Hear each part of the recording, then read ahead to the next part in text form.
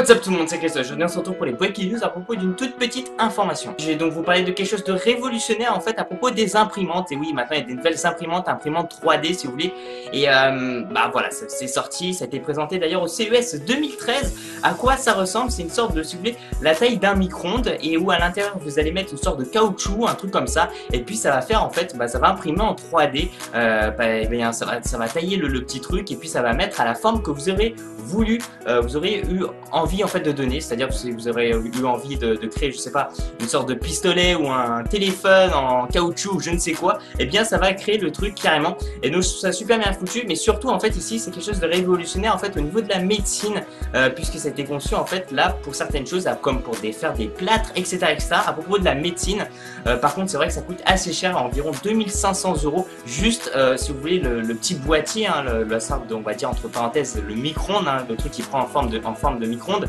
Et puis après il faut bien acheter les composants, tout ça pour fabriquer en fait, pour donner de la couleur, et puis surtout acheter le sort de caoutchouc qui est à l'intérieur en fait, qui va permettre de pouvoir créer l'objet voulu. L'imprimante 3D conçue donc pour les plâtres a besoin de 3 étapes. Lors de la première étape, le membre fracturé donc, du patient est scanné. Grâce à la 3D, les médecins obtiennent ensuite des vues numériques précises des muscles. La machine prend enfin le relais et conçoit un plâtre sur mesure. Il correspond donc à la morphologie de la personne et cible la mesure, donc c'est-à-dire qu'il va aller, donc il va tout de suite comprendre tout ça.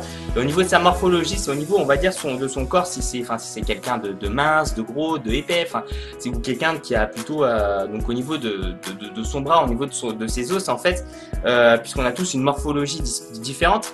Ainsi donc, lorsqu'il est imprimé, le plâtre dispose donc d'un renfort placé à l'endroit de la fracture.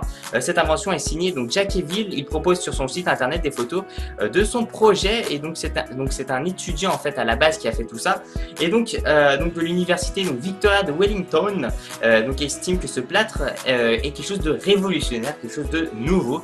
Donc par contre ce qu'il faut savoir, c'est ceux qui ont donc déjà souffert d'une fracture, connaissant donc tous les inconvénients donc des plâtres, notamment lorsqu'il fait chaud. Cortex donc permettrait donc de rayer définitivement tous ces problèmes grâce à un exosquelette. Alors en gros, si vous voulez, ça sera des petites tranches en fait fines, c'est des petits morceaux de plâtre en fait qui vont se relayer, comme ça votre peau va pouvoir respirer tranquillement. L'imprimante 3D donc mettra également 3 heures pour l'imprimer totalement. L'auteur donc du projet est toutefois confiant et estime donc que l'impression 3D pourrait être prochainement améliorée, ce qui permettrait donc d'obtenir un réel gain de temps. En ce qui concerne les avantages, donc Cortex est un léger, lavable, mince, aéré et surtout recyclable. Il pourrait donc être réutilisé. Réutiliser quand même, ça pue un peu tout ça, mais c'est vrai que l'idée que ce soit recyclable et toutes les autres petites options, je trouve que c'est super bien. C'est pour ça que je vous présente ça. Vous savez, ce sont des petites vidéos où voilà, je vous présente des petites nouvelles choses qui peuvent révolutionner, comme ceci, où je pense qu'il y a un réel besoin et surtout vraiment une invention là-dessus. Et super bien pensé, et ce genre de plâtre peuvent vraiment servir. Après c'est sûr qu'on se casse pas une jambe ou on se casse pas un bras tous les jours. Merci de mettre un petit j'aime à la vidéo et surtout de me suivre sur ma page Facebook personnelle, et dites-moi ce que vous en pensez tout ça dans la barre des commentaires, et puis je vous dis à la prochaine. Ciao ciao, peace out.